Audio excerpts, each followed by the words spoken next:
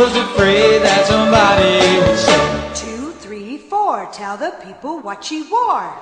it was an itsy bitsy teeny weeny yellow polka dot bikini that she wore for the first time today. That song that we were just listening to was sung by this guy here.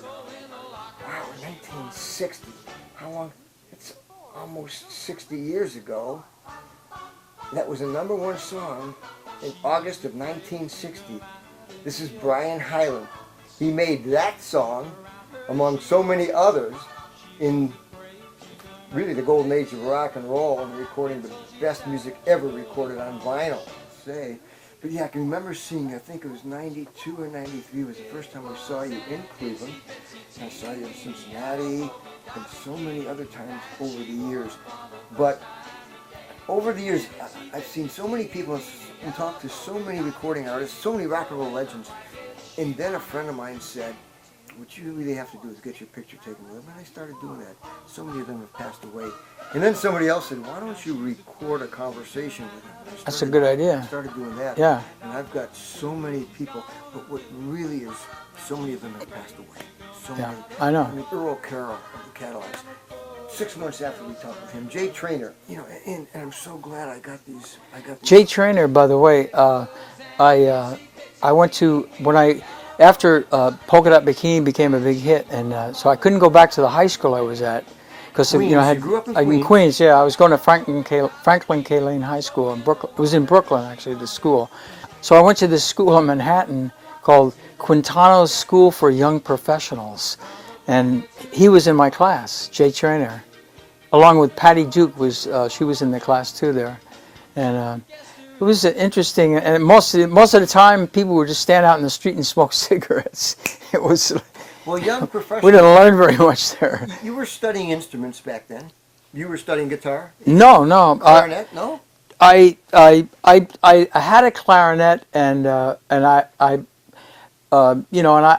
wanted to play an instrument that, you know, like that. And then when Elvis came out, that was my first instinct about, well, play the guitar. First, I just wanted to, you know, learn the guitar and that. And so my brother had a ukulele, and I kind of listened to that. And then he showed me a couple of chords, and I learned the chords. And this is nice strumming on this thing. And then I got sick this one summer when I was in grammar school, and I got rheumatic fever, you know, and it was and my aunt gave me a banjo that was really good banjo. I found out later. At the time I didn't have any idea. It was a Vega banjo, which is a pretty good company, and so I learned some of the stuff on that and how to tune it, and so then. That's all before Elvis. Then when Elvis came out, it all changed with instruments and guys wanting to learn a certain instrument. Are we talking Elvis on Ed Sullivan? No. Is that the coming out? The first one, Dorsey? The Dorsey. I was watching. It's funny. I was watching with my dad, and so I was watching my dad, and Elvis came out, and he did Money Honey and a couple of songs, and so my dad says, "Look at this guy. He's really good." You know, my dad was really impressed, and so that impressed me, you know, because I had been listening to stuff on my radio with Alan Freed and you know, different things, rock and roll stuff. So we both watched it, and then he was on there a couple of weeks. You know, he had a series of appearances on that Dorsey show, and so we watched actually his, you know, ascendance into being a superstar on that show, and then his career just took off. And then he went to Steve Allen, and then he went to Ed Sullivan. Ed Sullivan, right. And the country was just captivated by this, but my father didn't like it. Yeah. And this wasn't Frank Sinatra. Right. So turn that off.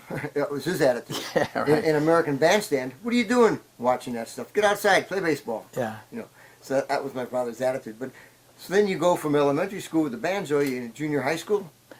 Well, I never went to junior high school because they didn't have that. I went to a Catholic school, so it was just from the first grade to the eighth grade. Yeah. That was how they did it, and we had nuns in the school, you know, and all that. Oh, we went through all and, that. Yeah. Peter, he and a lot of people in England, you know, went through a similar kind of thing. Yeah, Peter Noon, and anyway, so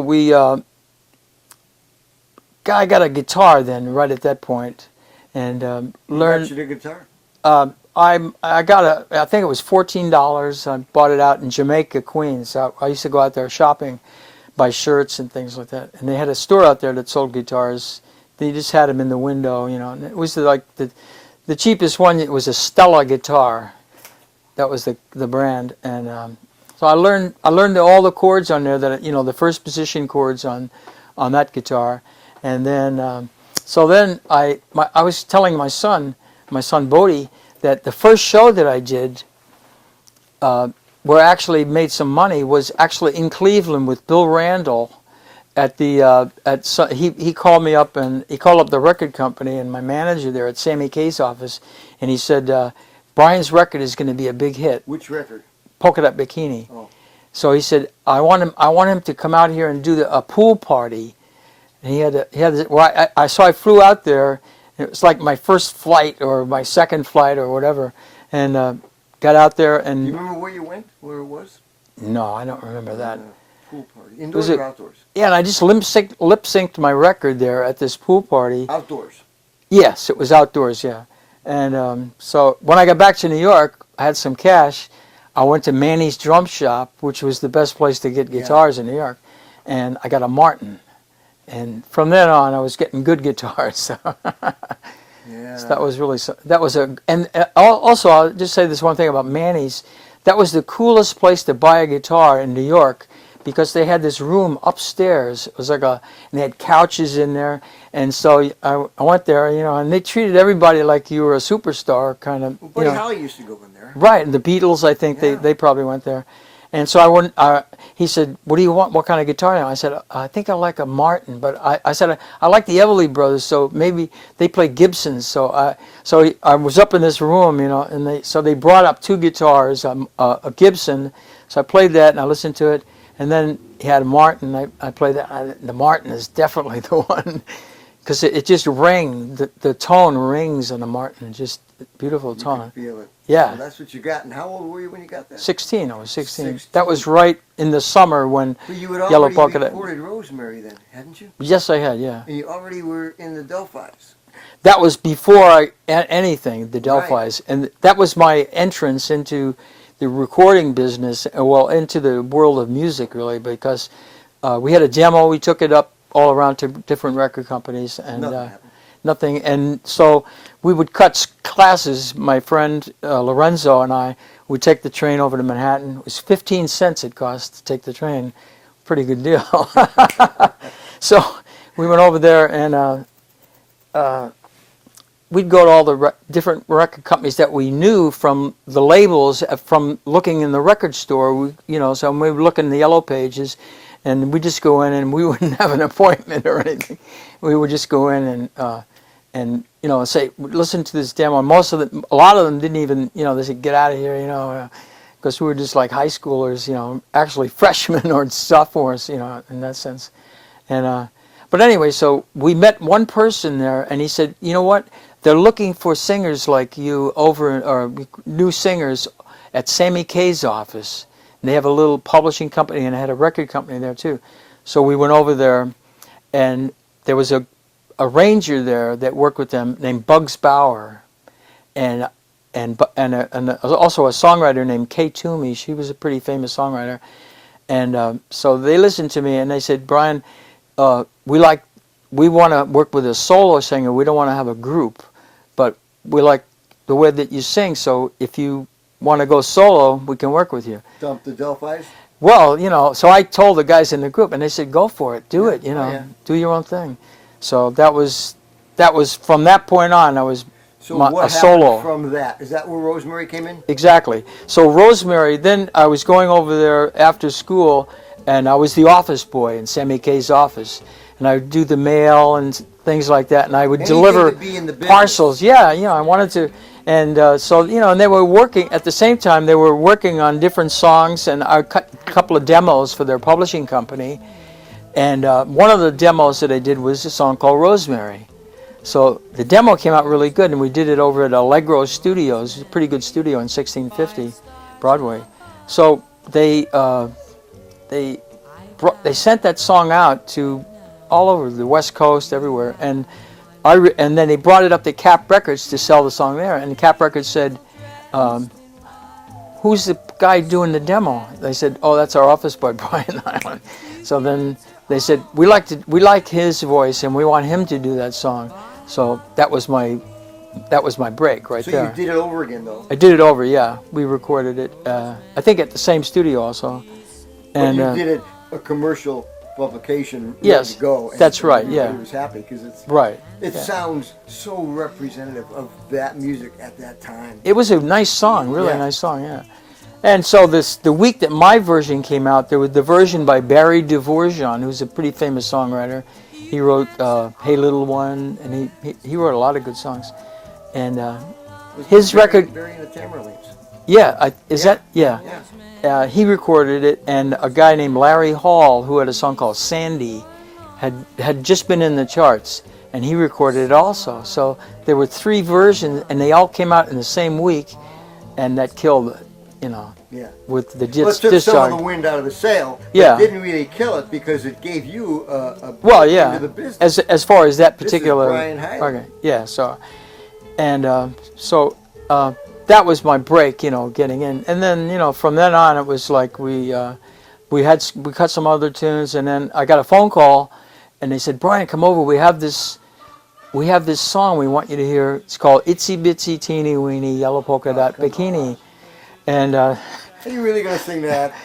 Is that what you're thinking? No, I mean I had no idea. But the thing was that when I was doing the demos there and listening to songs that songwriters would bring into the publishing company, most of the songs that people would bring in, they weren't very good. You know, they were like either sounded like some other song or they were just kind of too weird. I call it cross-pollination because everything sounded like another flower Yeah. in the same garden. But so I kind of, my ears kind of could pick out the good. If a good song would really stick out to you after you'd heard stuff like that. And when I heard Polka Dot Bikini, I thought this song has something. There's something in this song, you know, that's commercial more than those other songs. It was something different.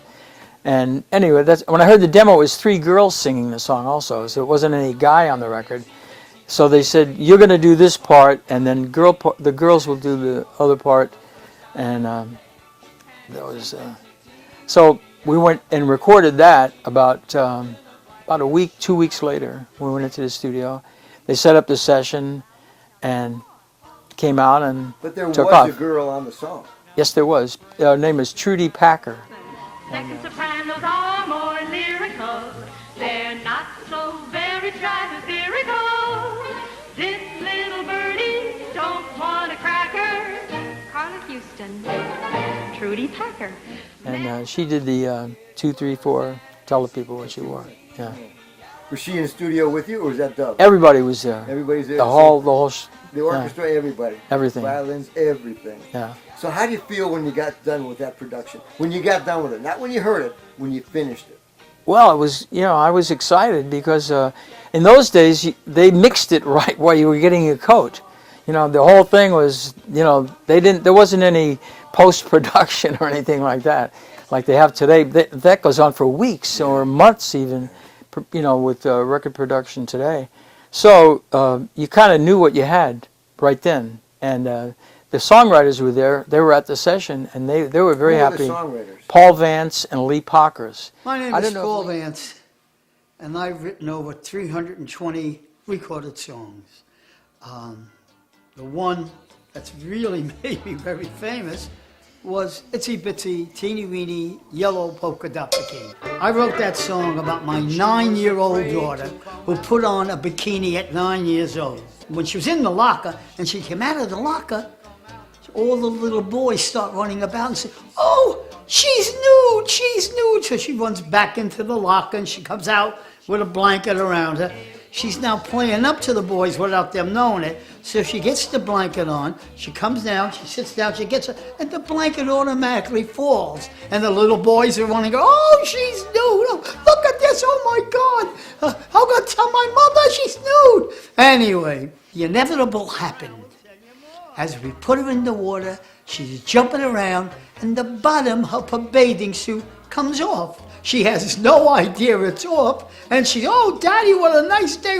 I said, Paula, you gotta look down. You're behind the show. She says, what? And she sees there's no bottom. She went crazy. And the mother and I, on the way home, we were just laughing for what happened. So by the time we got home, I wrote the song. It took me like 25 minutes to write that song. I don't know if Lee Pockers was there, but I know Paul Vance was. He was at the session. Now, Paul wrote the lyrics. Yes, Lee that's wrote correct. the music. Right. Now, they had some success before that too, didn't they? They did. They had Catch a Falling Star. For Perry Como. And they had the song Gina, Johnny Mathis song. He recorded that one. And after that, they had what I consider to be one of the greatest rock and roll songs ever recorded, Johnny Angel. Johnny Angel. Oh, I love that. Yeah. And I've heard many versions, including Karen Carpenter's, and of course, Shelley Fabre is the one that we all love because that's the one we grew up with. Right. But it's just a beautiful song, and the arrangements, just love it. I can't get enough of it. It was a great record, yeah. Johnny Angel, yeah. They play that all the time in California on Sirius XM. They play, and lately, I'm doing a show in November with Dodie Stevens, and they've been playing her song "Tan Shoes, Pink Shoelaces," and I listened to that a couple of times just in the last couple of weeks, and that's a great record. I mean, and she sings really good. Where's that show as a gonna be? 14-year-old girl. We're playing. It's in Upland, California, at a theater for a promoter named Nathan, and he's putting that show on. And I think Bobby Rydell is on that show, along with Jimmy Clanton, and Paul and Paula, and Dodie Stevens. Now, I've interviewed Paul and Paula, and I went out, I'm thinking of Dick and Dee Dee. But Dodie, we did a concert with her. I emceed a concert with her about 4 years ago, and I was going to interview her, but it just got out of hand. We didn't have time to do it, and I still want to sit and talk with her, of course, about her career and how that happened, but we'll catch up with her later. When you recorded Itsy Bitsy, were you driving a car at the time? I mean, were you able to drive yet? Didn't have a license? No. Where were you when you first heard it on the radio? That has to be the biggest impact. Oh yeah. Well, that's interesting because all my brothers, I have 6 brothers and 1 sister. Where do you fit in? And I'm in the middle. Okay. Yeah. So all my brothers had heard it on the radio, and I hadn't. In their cars while they're driving. But they didn't have. No, none of us had cars. And my dad didn't even. He took a bus to work. Okay. And he worked down in Brooklyn. My older brother Kenny had a car, and so we used to go to this place to get hamburgers down by where Kennedy Airport. It was Idlewild Airport at that time, and it's the same Kennedy Airport now. And so there was a place, a hamburger place down there. We went. What was the name of it? I think it was called Maybe's Hamburgers. Yeah. It's funny, I remember all these. As you sit and think about this stuff, yeah. I'll come back to you. You're right, yeah, that's good. Anyway, so we were driving, we went down there, and it was in Howard Beach, in that area down there. So we pulled up to a stoplight, and a car pulled up next to us, a convertible, and it was on their radio, and they were singing it already, like they knew all the words. And it was only out for like a week and a half. How are you feeling as the passenger in your big brother's car, and these people are singing to you, your words, your voice? Yeah, it blew my mind. Yeah, really. You had to be on top of the world. It was nice. Yet Yeah, you couldn't get out and scream, but you wanted to. That's me. I did that. We found the station immediately, on the radio. When the light changed, you're hoping your brother keep up with them. I mean, I want to hear you. I mean, that's got to be a thrill for a 16-year-old kid. 60 years ago, the world was different then. Yeah, that was a thrilling experience, and like you said, that was the first time that I heard it. So it's a special kind of moment in your life. And your brother Kenny, hey, Brian, that's you. That's my brother. That's got it. He's thinking that if he didn't say it. Yeah. All right, so you're riding this wave, okay, of Itsy Bitsy. What's next? What are you anticipating? What are you doing? Are you traveling now? Yeah, I was doing I was kind of doing one-nighters here and there, but I wasn't like on a tour or anything like that. And I was working with GAC, that agency, General Artists Corporation, and they got me some bookings, and they were just independent bookings that came through the management office, which was in Sammy Kaye's office. They had a, so they would call up there, and I played at the Steel Pier. That was one of the things I did during that summer. And I played a show with Frankie Avalon and a bunch of people at County Stadium in Milwaukee, which was actually, I was an added act on their tour for one night when they played there at County Stadium. So this is when your song is at the top of the charts. Everybody has to want you. August 8th, it reached #1. Yeah. Everybody's got to want Brian Hyland. So who's after you? Dick Clark is after you? Well, I did Alan his Freed? couple of shows, not Alan Freed, but I did Bandstand, American Bandstand. I did the Dick Clark Saturday Night Show, and they still have that clip on. Is that the one where everybody wore cowboy outfits? No, that was no. I think was it the Skyliners? Skyliners wearing cowboy outfits. Oh yeah, They got the hats on and the vests and the yeah, guns. I saw that. Yeah, no, I used to watch that. I mean, everybody watched that. it Yeah, too. Saturday night, Jackie Wilson on there. I mean, right. It was a great show. Yeah. Oh yeah. But when I did Jesse it, Belvin. they had a setup of a little scenario of a girl in a bikini who was about maybe 3 or 4 years old. Maybe she was a little older, but she looked younger. And a lady in an actress in a rocking chair, and then they had a cabana kind of thing, and it was just a whole kind of a set. And I was like a lifeguard. I had lifeguard stuff on. You know Brian Hyland. She was afraid to come out of the locker. She was as nervous as she could be. She was afraid to come out of the locker. She was afraid that somebody would see.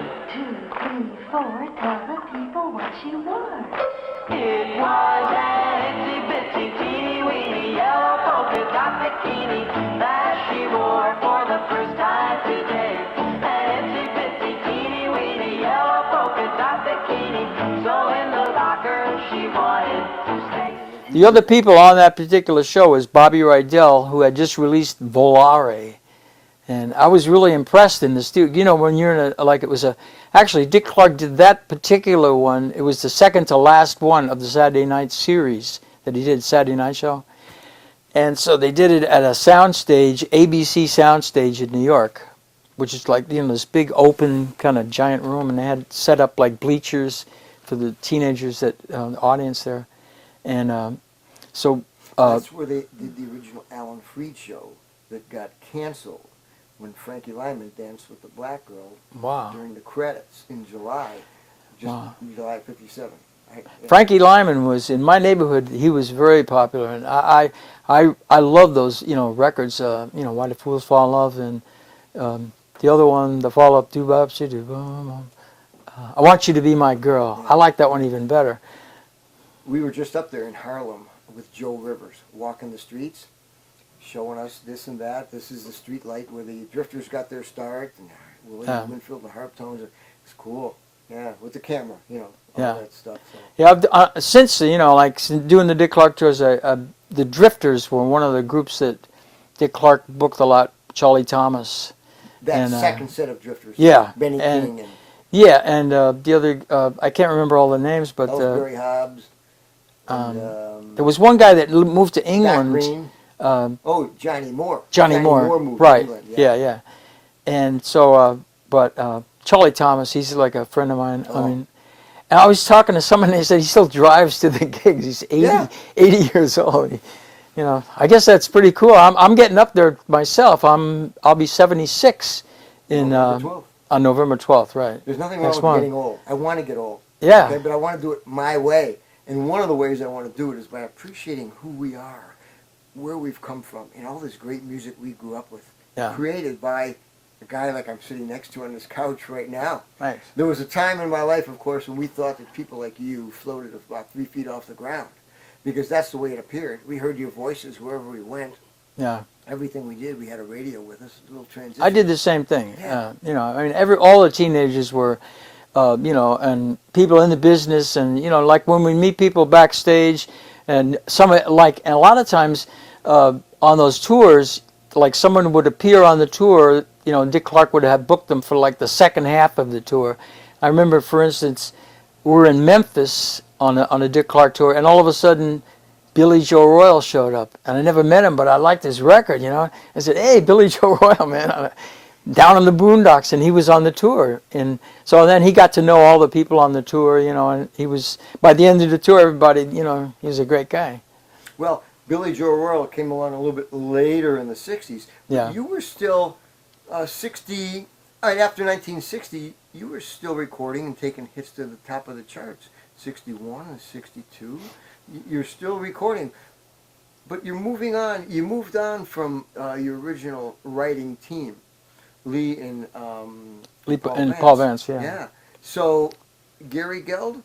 And Peter Udell. Yeah. Now, how did they hook up with you? Well, they brought a couple of songs up to the company there, Cap Records, and Excuse me, Cap Records.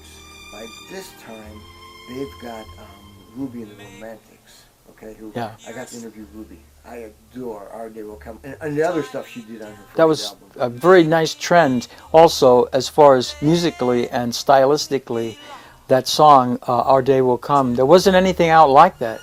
That was on pop radio, and that was like a turning point for a lot of things that could become hits, and people Before we get to the tours, were you ever on tour with them? No, Never? I never met them. Oh, okay, because she did some tours with Dick Clark. But all right, 61 and 62. Gary Geld, what are you doing? So at that point I switched labels when I started working with Gary Geld and Peter Udell, and they had a song "Let Me Belong to You." You ABC Paramount now. Yeah. So we did an independent production, brought that to ABC, and luckily, I mean in a certain way, Paul Anka had just left there. When I think of that, I think of Paul Anka. Yeah. He had just left and went to RCA Records, so I had a slot. They wanted somebody, a young artist, and so they Let Me Belong to You was my entree into there, and then that came out and it went actually number 20 on the charts.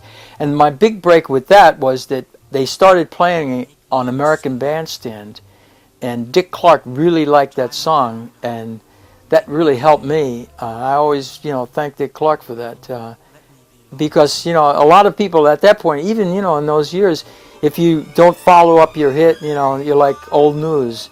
And so I got like a second chance. And at that point, Dick Clark put you on one of his tours. Right.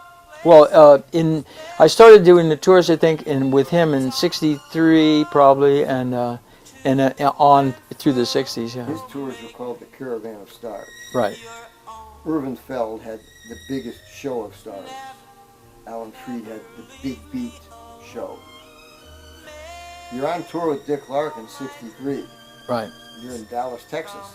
Yes, sir. A little bit of soap. Our guest today, Brian Hyland. Coming up, Bobby Bear. We'll remind you once again that we are traveling these days with the Dick Clark Caravan of Stars into about 30 different cities across the country. Let's see. Tonight, we are in Louisville, Kentucky. Tomorrow, Elkhart, Indiana. Monday, it'll be Madison, Wisconsin. Tuesday, we'll be in Davenport. Wednesday, Sioux City, Iowa. On Thursday, Wichita, Kansas. Friday, travel to Dallas, Texas. And on The Chiffons are there. The Times are there. Bobby V. Bobby V was there. Myron Lee. Myron, yeah. He led the band. Right. He took video. So much video. Have you seen that video? Yeah, I have. Yeah, I got that. I video. talked to Myron he's a nice guy. I talked to him on the phone a lot. Yeah. Are you on that video? Are you seen in that video? I think in one spot on one of those videos he's got me, and we were like, just joking around. The tour takes you to Dallas, Texas on November 22nd, 1963. It's one of the biggest days, pivotal point in American history, especially Right. for us young kids growing up and the Vietnam War heating up, coming up later in our lives. What do you remember about that day? Well, we played the night before in Wichita. Wichita Falls? In Wichita, Kansas. Oh, really? Yeah, so we drove all night, That's and it a was long way. raining out all night. Got down there to Dallas, and when we got to Dallas, the sun came out. It was a beautiful day. and got to the hotel. And it was, before I say this, the way the Dick Clark things went, the tours went, would you like stay, you do a show, stay, and you'd be staying at a hotel. Then the following day, you get up and you drive to the next show, and you wouldn't stay at a hotel, and you sleep on the bus that night. So every other night After you were, the show. yeah, you were, but they would always arrive at the next hotel in the morning. They had that kind of figured out.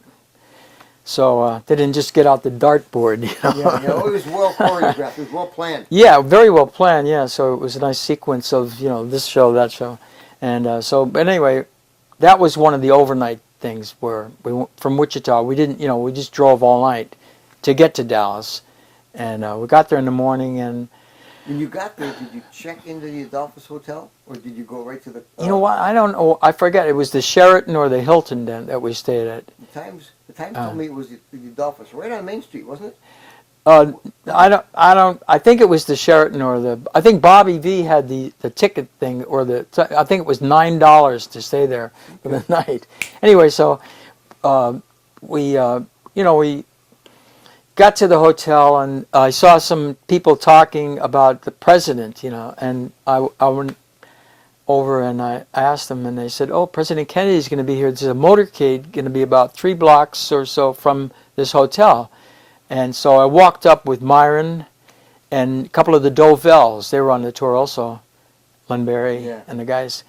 So we walked up there and waited, and you could hear like this kind of murmuring kind of thing happening, and it got louder and louder. And The closer the car got, the louder the roar. Exactly, yeah. And it followed. And there were motorcycles. There were motorcycles, and then it came by, and then the motorcade came by, and I saw Jackie Kennedy. I was on that side of the street where I could see her, and I just saw John Kennedy's hair. I could see his hair, and the sun was on his hair. That was good. And so, and I never saw any kind of political figure before in my whole life. And, the first one, President Kennedy, that was unbelievable.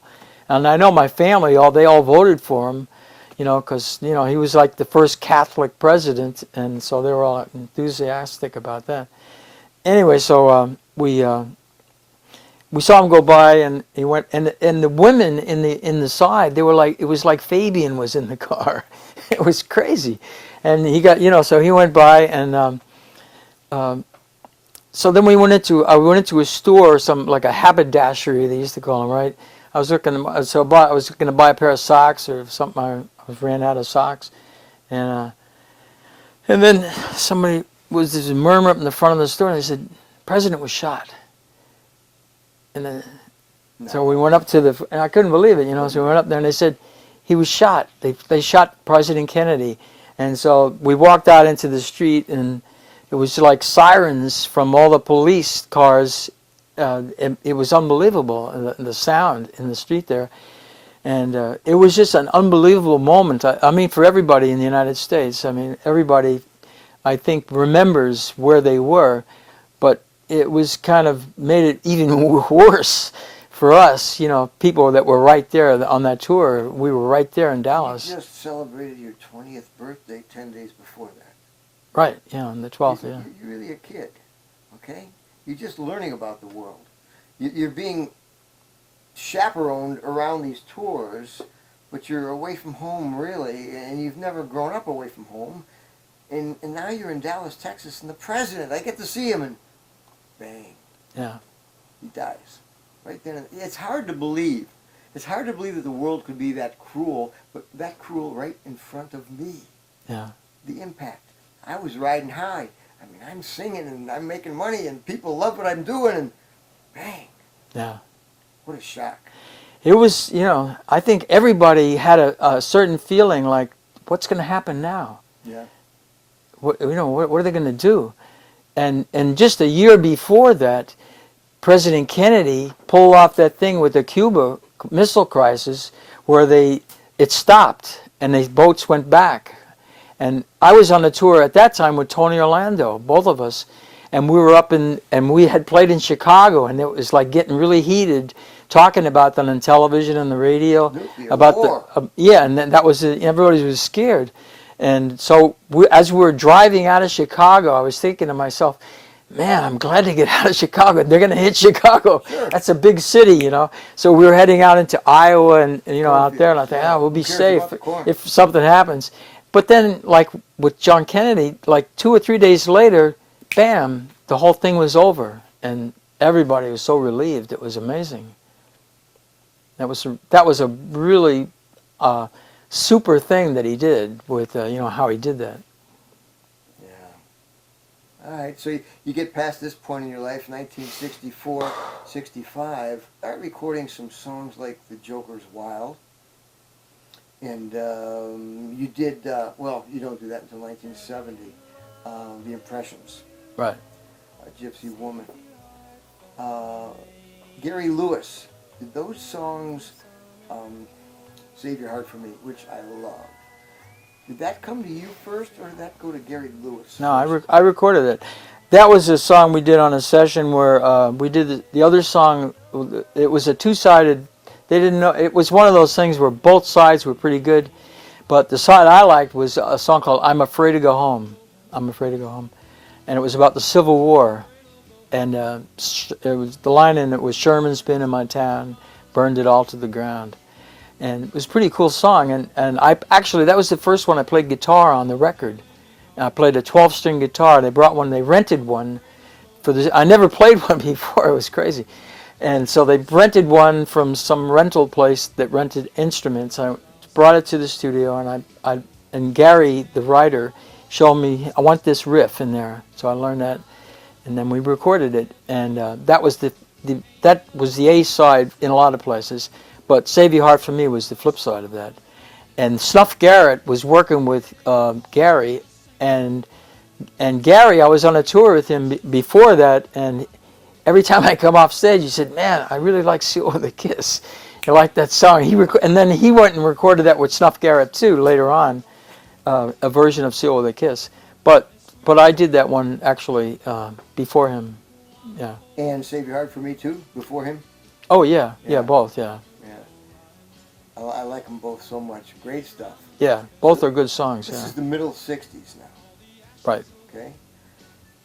And then, a little bit later, Holiday for Clowns. Yeah. Well, that's when I was working with Snuff Garrett. The Joker Went Wild is interesting because Leon Russell and Snuff came into New York to. I was on Phillips Records working with, and Shelby Singleton was the person there. He was like the vice president there in New York, or president, or I guess so. And with Phillips Records, Mercury Records, and Smash Records, and so we. This is after I we kind of phased out Geld and Udell. They kind of, well, you know, Shelby wanted me to work with new producers. Well, Shelby, he brought Leon and Snuff Garrett into New York, and they had a studio right at Phillips Records in New York. Little tiny studio. It was real good. They had great equipment in there. And so we recorded a song called 3,000 Miles. It was like an all-night session. We played, you know, took by about 3 or 4 in the morning, I put the vocal on it. And, you know, I think we did one other song or 2 other songs on the session. And Leon, he was unbelievable. He played a lot of different instruments on that, and the band on it, well, this group from a rhythm section from Philadelphia, Pal and the Prophets. Pal Rakes was the guitar player, and he's a really good guy. He still sings, and he's got a great voice. And so Pal and Leon and this rhythm section did that, knocked out those songs, 3,000 Miles and a song called I Can Hear the Rain.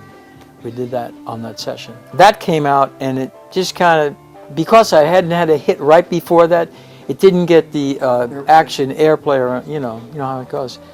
So then they said, come out to California, we'll do another session, and that's when we did Joker Went Wild. And that became a pretty big hit. Yeah, I can remember that. I can remember hearing that. Yeah, Brian Hyland. Not that we ever thought you went away, but hey, it's Brian Hyland again. I remember he's still with us. But of course, by this time, I'm going from elementary school to to high school, and then, you know, into college when I'm hearing you in 1970 with well, let's you know Gypsy Woman, yeah. what, let's go back to Sealed with a Kiss though. I think we might have skipped over that. Yeah. And how and where did you get that song? Well, working with Gary Gill and Peter Udell, they after Let Me Belong to You, like the following years, that was 61. So in 62, early in 62, I recorded a song called Jeannie Come Lately. And Clickety Clack. Clickety Clack was earlier. that was right after Polka Dot Bikini. That was a follow-up to that's that. When you, well, that was still Paul Vance. Right. Okay. Yeah, they yeah. wrote that. Yeah. Jeannie Come Lately. That was the first one I double-tracked my vocal on. Did harmony, sang my own harmony on that record. I liked doing that. That was a lot of fun, because I sang with my brother Keith, and we sang all the Everly Brothers songs. So I learned like how to sing harmony then, just in doing that. You know, how to just to hear your own part, and so we did that, and then that did really good over in Europe, and it went to number 20 in the Which U.S. song you talking? Ginny Come Lately. Yeah, that was in the top 30. Yeah. Yeah. Top 20 actually. It went to Did 20. they make the top 20? Yes. And in England, it went to number 3, I think. So, and all through Europe, that was a huge hit for me in Europe, and that played well for me. You know, doing tours over there too. Anyway, so the follow-up to that was "Seal with a Kiss." Yeah. Where'd that come from? They had recorded it a year before with a group called the Four Voices, That's right. Yeah. and they did it in the style or the manner like of the Brothers Four, and it was real kind of slow and. Any of those male harmony songs that we listened to about the late 50s, 1960s, is very little emotion in the song. Yeah. Very dry. The voices sounded nice, but it didn't talk to me. It didn't talk to a young kid. Yeah. But you did.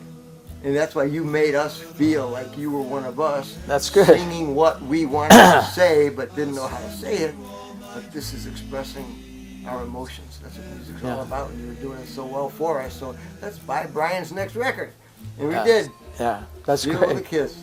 And when it came out, I was on a tour with Del Shannon and the Belmonts. We were doing a tour, one of those, I guess it was a William Morris tour. I think so. And so we're out there, the record came out, and we're in the Midwest. This is kind of a weird story. So I was with Del, and we're playing at the Surf Ballroom. That was one of the dates on the tour with Buddy Holly and the guys. So this is only like maybe 4 years after they had, played there and plane went down and all. So we finished. They set up the instruments at the Surf in the afternoon. So then we saw A&W root beers. Del says, "Hey, let's go get a root beer, man." So we walk over to this root beer stand. And we're standing there listening, and they had a radio on, and my song came on, "Seal with a Kiss" came on the radio while I'm getting a root beer, and it's like unbelievable. So the next day, or a couple of days later, I got a box of records from Gary Gill. He sent me a box of records. He says, you might want to give these to DJs or whatever. Went to a record store with Del. He said, "I want to play it for you, you want to hear it properly." So we put it on. So record played, and Del listened, and he says, "Too many chords." I said, "Wait a minute." He said, "Well, put it on again, So we played it again. He said, "No." He says, "There's something there. I think you got something." So he was like, his first take was there was a lot of chords, which is actually there are a lot of chords in it. Yeah, there's a lot of chords in that song. And so. But yeah, I mean, I can imagine him saying, "Let's simplify this. Keep it simple." Yeah. Yeah, right. Yeah. Boy, what was it like working with him, though? I've always admired him. Oh, he's a nice guy. He was a wonderful person, and I like working with him. And he was like a real workaholic, and he was always trying to, writing songs, and like I wrote a bunch of songs with him, and and if we were like feeling lousy, he said, "Come on, man, let's finish this. Let's write another song." And he says, "Somewhere right now, there's somebody writing a song, and that's your competition. Yeah. So let's get to it, man. Let's write, let's do it." Well, they're write working. songs. We're not supposed to be sleeping because they're working. Right. Let's go. So that was his attitude. Yeah. Anyway, so writing songs in the end of the 1960s, I had gone out to California, And so I was staying at Dell's house for a while. You know, we were writing songs there, and he had a big house. He also, at the same time, was working with that group Smith that had Baby It's You, and he actually found them in a club, or discovered them in a certain way, in a nightclub in Las Vegas. They were in the lounge. We recorded this one song that we had written called "Could You Dig It." It's a pretty cool song. It's kind of a doo-wop type of song.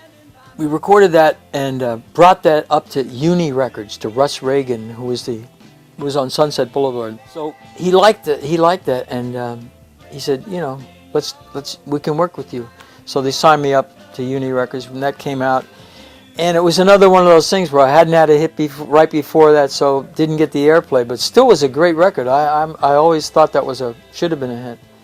And so then we went back in and we wrote more songs, and we wrote about maybe 3 or 4 songs for that session. And we went in, and right before we went in, we thought, well, just in case these songs we wrote they don't come out really good, or something's wrong or whatever, maybe we should have an ace in the hole. And so we were passing the guitar around, you know, back and forth, and Gypsy Woman just came up. You know, we said, yeah, that's the one. Gypsy Woman. We're going to cut Gypsy Woman.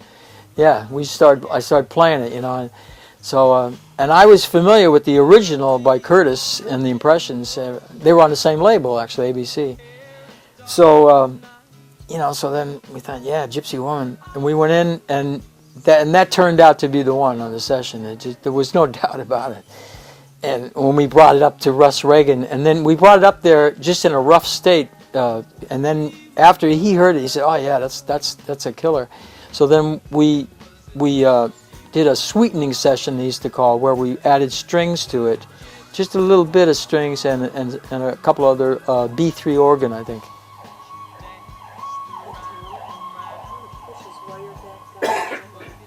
Where's it at? I don't. Oh, you mean this one? Oh, here. Yeah. Okay. Okay. Start over again about that sweetening session. Oh yeah, so we did a sweetening session, that they used to call it that, and we'd go in and they added strings to like a basic tracks, and have a fuller sound. And we did that, and we used the arranger George Tipton, who had just worked on Jose Feliciano's record Light My Fire, and he also did the strings for Everybody's Talking, Nielsen. He did strings on that record. And so we liked that kind of style, and it was very nice strings.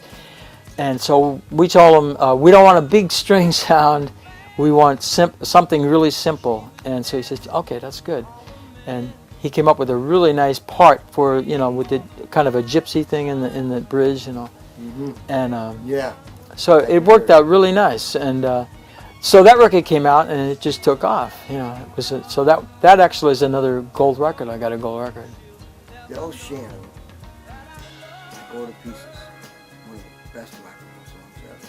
I just love Peter and Gordon. I just love what they did, the way they put it together, and at that particular time, it was just perfect. Yeah. Some songs that are perfect in not just the way they sound, but when they are released, and that was just one I'll never forget. I love it, and I love Del Shannon, and I wish he were still with us. Yeah. Yeah. What a shame. Yeah. All right, so 1970 now. This is basically the end of your ride on that big wave now for the last decade. Yeah. And you've been traveling, because I've been seeing you for here and there over the last 30 years, and you're still out there because people still want to hear this great music. Well, basically, I think when CDs came out, which is like what it was, like the early 80s or Dire Straits had the first song, the first album. End of the 70s? No, 93. 93. 93 that was released without the backing of a companion vinyl album. Oh yeah.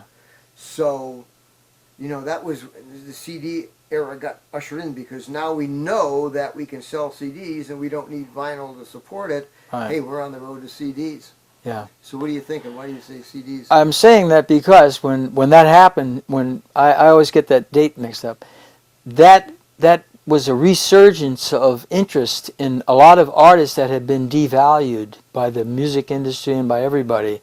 And when CDs came out, all the people still liked those songs, but they had these old records 45s, they were all worn out, or albums. Yeah, they're worn out. And so when they started re-releasing like Rhino Records and companies like that, and there was and then the record companies caught on and they started doing that, and then just other, just whatever, and coming from overseas too, and that was like everybody could hear those songs in a fresh state. Plus, with a CD, you bypass the whole thing of the record being mastered.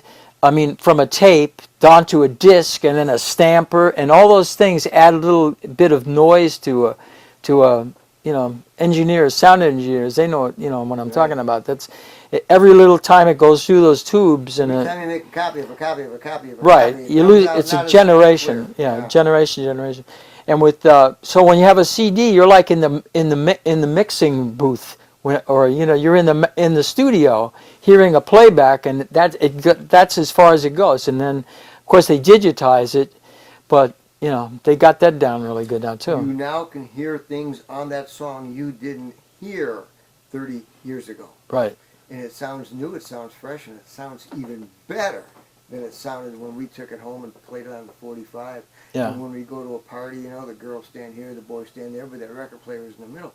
And we'd go and watch that label spin around. Right. That was the only identity we had with Brian Hyland, unless we got to see him on Dick Clark, or unless we got to see him in a concert coming near us. But when we were little kids, our parents were going to take us to see that silly rock and roll. Yeah. Okay? So turn that off and get outside. Yeah. That's the way it was. The ticket prices, I was talking to Lou Christie, and Lou said that we were talking, he sent me a poster or something, that we were all on this one poster on some Dick Clark show, and it was like, I don't know, so many different acts, but it was like only $2 to get into the show.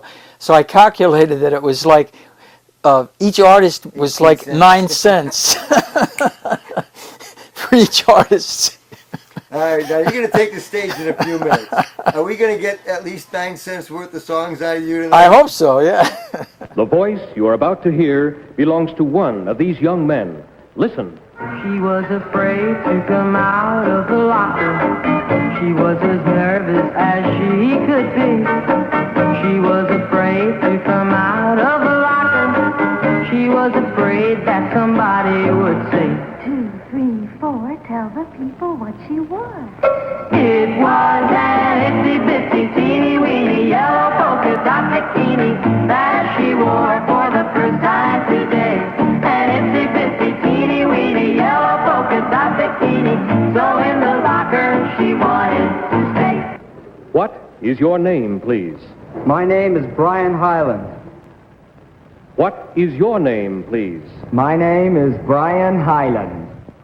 What is your name, please? My name is Brian Hyland. Two of these people are imposters. Only one is the real Brian Hyland and is the only one sworn to tell the truth. And now, here is our host, Jim Fleming. Itsy bitsy teeny weeny yellow polka dot bikini. It is only the second record I've ever made, and it's going like a rocket. In the short space of 4 weeks, it has already sold nearly 1 million copies, signed Brian Hyland. Number 3, how do you train your hair like that so I can tell my boy? It's an awful time. I voted for number 3 under protest. I voted for number 3. He's a good-looking fella, and I'd like to see him get ahead. And now, Polly Bergen, for whom did you vote? I voted for number 3 because I was in hopes maybe he could give me some clue as to how to get a record that sells 1 million. And now let's find out which of these 3 gentlemen recorded Itsy Bitsy Teeny Weeny Yellow Polka Dot Bikini.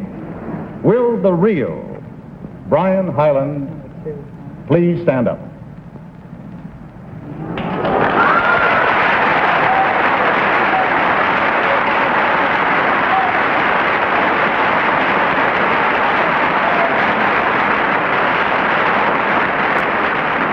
Well, congratulations to you, Brian, and congratulations to you, panel, on your splendid work there. Thanks and lots of good luck to you, and many more hits to Brian and to all of you. Okay? Now, we got a few minutes because Brian is in the green room and he's getting ready to take the stage in just a few minutes. And he had a few more moments to sit and talk with me because we're still discussing his life, because the guy has been on so many stages, so many countries, so many other entertainers that he's met and worked with. And one of the entertainers is a man that I think we all remember. Who was that? Elvis. Elvis. Tell me about you and Elvis.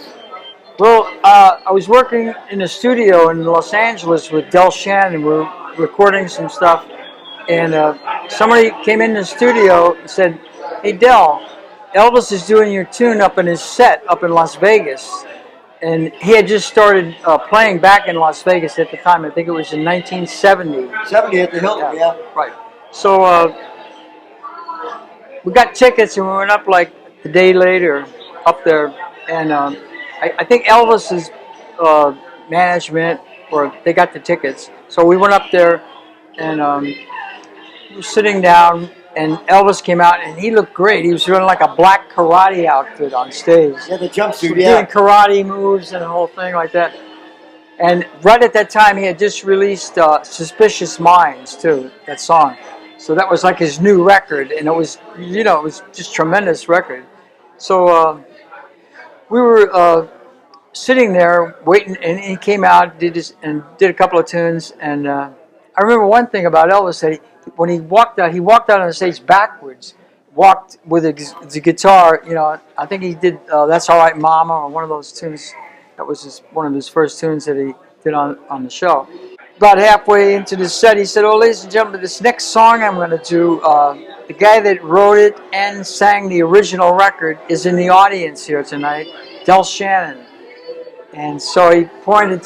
He just kind of pointed generally out into the audience, and so they had a searching spotlight, going all around the room, and so they couldn't find Del, and so I stood up. I said, "He's over here. He's over here." At your table? At our table, yeah. So Del got a big kick at it. Del was, So then they found him with the spotlight. So he stood up, took a bow, and then he did his tune. So we watched. What tune are you talking about? Runaway. So then after the show, after we figured, hey man, we'll go and meet Elvis. Why not?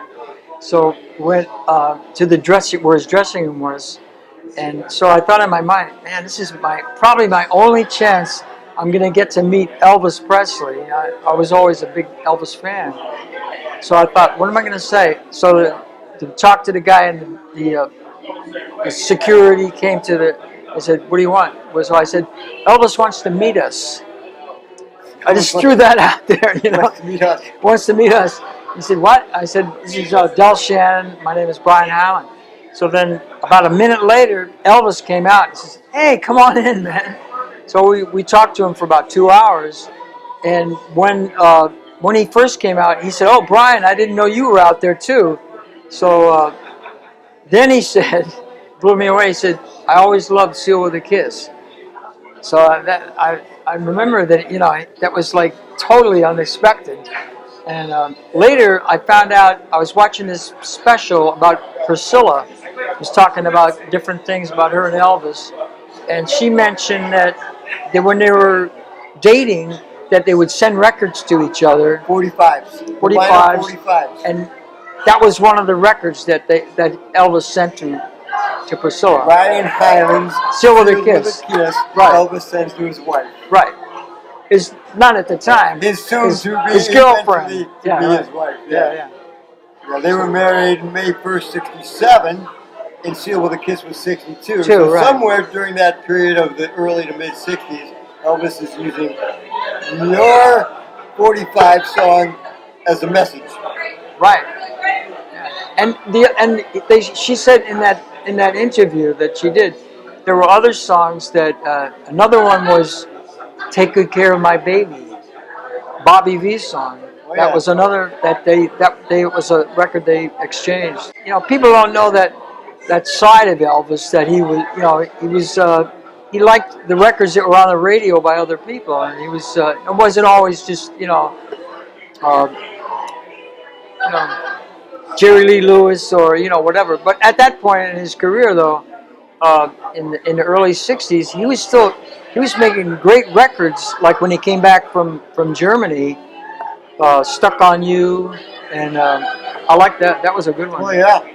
Oh yeah, he made a lot of great records up until Colonel Parker shut them down. No more records are going to be sold. If you want to see Elvis, you got to come to the movies. Right. And he did that throughout the 60s. Right, and okay, and the other thing that, funny that you should mention Oh, it. okay. So that when we're sitting there talking to Elvis, Elvis says, I got to be home by next Thursday. okay, So Elvis says to me and Del, he says, he says, all these people, they come out here to California, to, the West, and they want to get in the movies. He says, I'm trying to get out of the movies. And soon I'm going to be out of the movies. And that was like his dream, right? he made 31 of those garbage movies, but he didn't like them. He wanted out. They were making money. They were selling, and people went, yeah. I remember that he said that. Elvis, my two favorite Elvis songs were recorded the same day, exactly 10 years apart. Neither one made it to number one. I remember two songs. March 28, 1962, and March 28, 1972. You know which ones they were? You know, it's coming to you. 62, Can't Help Falling in Love with You. Oh, yeah. Okay? Yeah. And 72 is Hunk of Burning Love. Oh, that was a good song. I love that. I like the bass line. I love it. Yeah, I love it. That's a moving song. I got to see Elvis in Hawaii. I was in the Army when he came over there. I said, hey, guy's coming to see me. I'm going to go down. So I went down to see him. And that was my second favorite concert. Most favorite concert was my first concert, the Beatles, in 1966. So those were, I could picture them in my mind. I could run the concerts through and watch them again in my brain. I'll never forget the young kids seeing that kind of music history. It was exciting, on this. The first time that we played up in Las Vegas on a Dick Clark tour, it was a kind of a memorable thing. And Tom Jones was on. He was on that tour, and he had out the song Pussycat. That was What's New What's New. That was his current record, but he also had It's Not Unusual. Before that? Before that, that was his breakout record. Was It's Not Unusual. That was written by Les Reed, the same guy that wrote Kind of a Hush. Is that right? For Peter New. Wow. I didn't know that. Yeah. We've been in touch with Les Reed on his birthday time. The thing about with Tom Jones was when we played in Las Vegas, when we were backstage, all the lady cops that were they said, "Where's Tom Jones, man? I want to meet Tom Jones." So he was hot, he was like the hot thing there. Well, did he get to meet you and Del? Tom Jones? Oh yeah, well on that tour, I was on that tour with him. Oh, he was on the tour with you? Yeah, he was on the tour. Oh, I thought you meant you were on tour and you guys played where he was playing. No, he was on the whole tour. We sat on the bus with him, And, no kidding. Yeah. He was a nice guy too. I like. Oh, I bet he was. Yeah. Yeah. So, Little Anthony, was he on that tour? He might have been. I don't know. Yeah. I think he was on. If that was his tour in '65, then he was on that tour also. Billy Joe Royal. No. I think it was. Was Peter and Gordon? Maybe they were on that. Or no, that was I get it mixed up in my mind. I have to see the poster. That helps. Yeah, we got to meet Peter and Gordon. Gordon's second to the last concert before he died, and that was a memorable night. I love their music, and I love the way they interpreted Del Shannon's. Go to Pieces, yeah. Great song. Yeah, absolutely. I never saw him in person, but I saw him on a video singing that song. Del? Yeah, Del. He sang it. I like his version of that. Not taking anything away from Peter and Gordon. We'll meet again soon, baby. But until we do, on my bed to you, I'm so lonely. Think about her. I go to places we used to go, but I know she'll never show. She's hurt me so much inside. Now I hope she's satisfied, 'cause I go to pieces and I wanna cry. Go to pieces and I almost die every time my baby passes by. Go to pieces and I cry. Every time she passes by, I go to pieces and I cry.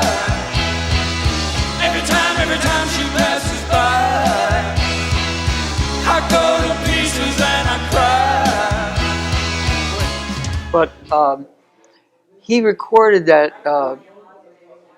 I think around the same time. Well, it was. I know what you're thinking. I'm reading your mind. About the Beatles. He was the first guy to ever release a Beatles song in the United States before the Beatles. From me to you, yeah, right.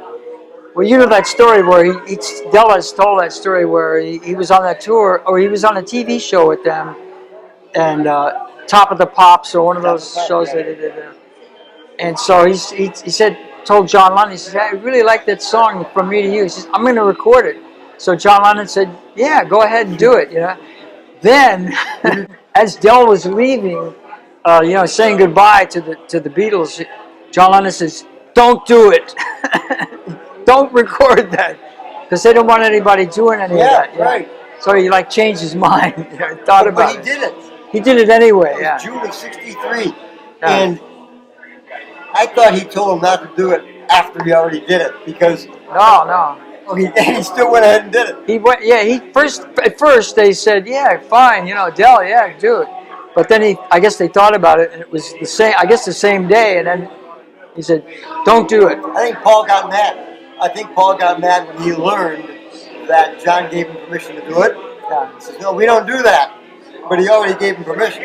Well, they were giving other songs to, Billy J. Kramer recorded. Well, they were writing those songs for them. They weren't Beatles songs, though. Well, they had the same manager, too. Oh, yeah. Brian, all those different, so. Yeah, and, but they were writing those songs, and Paul McCartney wrote World Without Love for Peter and Gordon. But it wasn't that there was a Beatles song for the Beatles that somebody else recorded before the Beatles. That's the key element with what Del did. So Del's place in music history is unique. It is, yeah, definitely.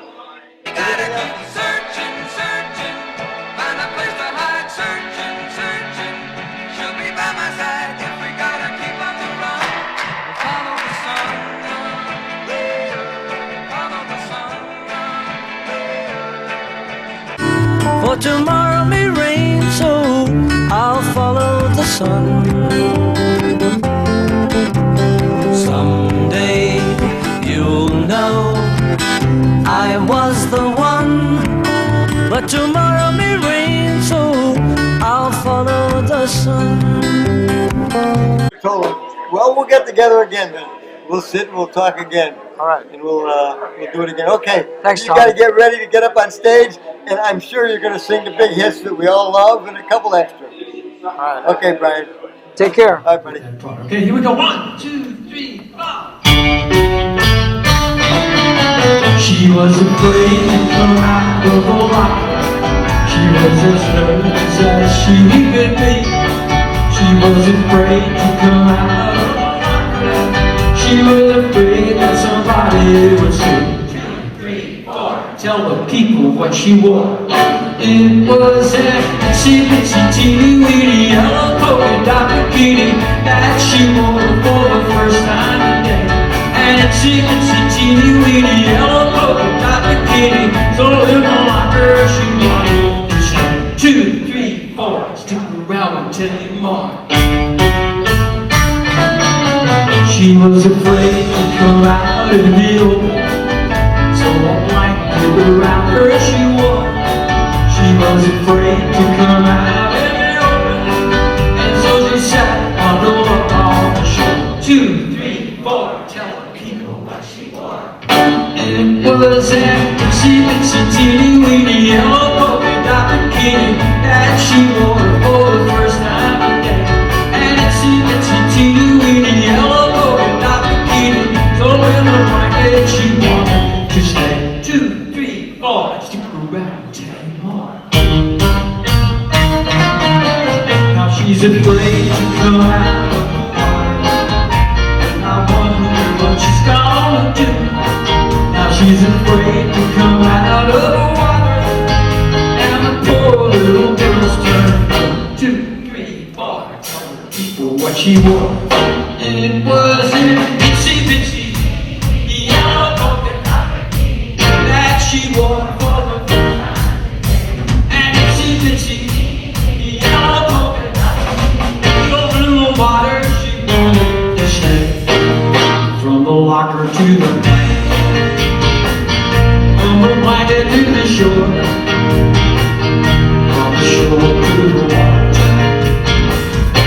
mysteries anymore.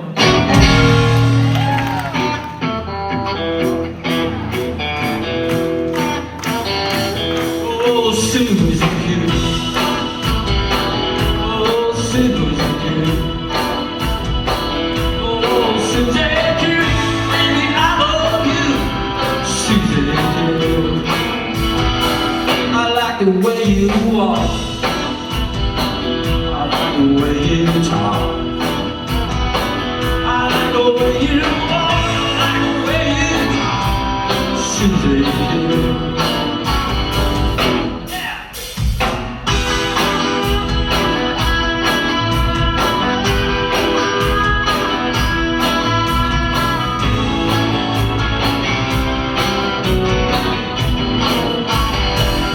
Say that you'll be mine. Oh, say that you'll be mine. Oh, say that you'll be mine. Love me all the time. See that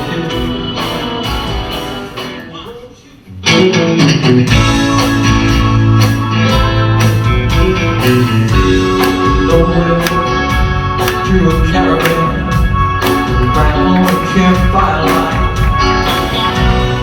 Lovely woman in motion, with hair as dark as night. Her eyes were like that of a cat in the dark. That hypnotized me with love.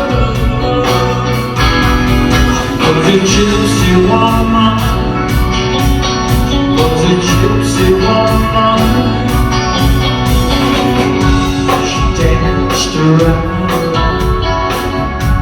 To a guitar, from the fire her face was all aglow. How she enchanted me. Oh, how I love to hold her and kiss and forever whisper in her ear. I love you, gypsy woman. Gypsy woman. All through the caravan, she was dancing with all the men, waiting for the rising sun. Everyone was having fun. They didn't see the lady go. No, she'll never know that I love her.